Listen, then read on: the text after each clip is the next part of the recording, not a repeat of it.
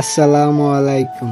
সবাইকে অগ্রিম ঈদ মুবারক। আজকের সকালটা একদমই অন্যরকম। ঈদের নামাজ পড়ার জন্য বের হলাম। চারদিকে এক অদ্ভুত শান্তি আর আনন্দের অনুভূতি। রাস্তায় ছোট ছোট বাচ্চারা নতুন জামা পরে খুশিতে হাঁটছে, বড়রা সবাই একে অপরকে সালাম দিচ্ছে। মনে হচ্ছিল পুরো পৃথিবী যেন আজ খুশিতে ভরে গেছে। মসজিদের পথে হাঁটতে হাঁটতে মনে পড়ছিল এই দিনটা শুধু আনন্দের নয়, বরং কৃতজ্ঞতাও। আল্লাহ আমাদের আরেকটা ঈদ দেখার সুযোগ দিয়েছে, এই জন্য আলহামদুলিল্লাহ। মসজিদে গিয়ে যখন সবাই একসাথে নামাজে দাঁড়ালাম, তখন সে একতার দৃশ্যটা সত্যি অসাধারণ। নামাজ শেষে সবাই একে অপরকে জড়িয়ে ধরছে, ঈদ মুবারক বলছে। এই মুহূর্তগুলোই আসল সুখ। ঈদ আমাদেরকে শেখায় ভালোবাসতে, ক্ষমা করতে, একে অপরের পাশে দাঁড়াতে।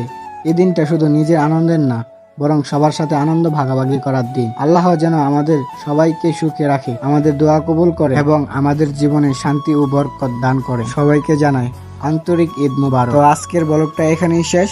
আবার অন্য কোনো ভিডিওতে অন্য কোনো দিন দেখা হবে। আসসালামু আলাইকুম।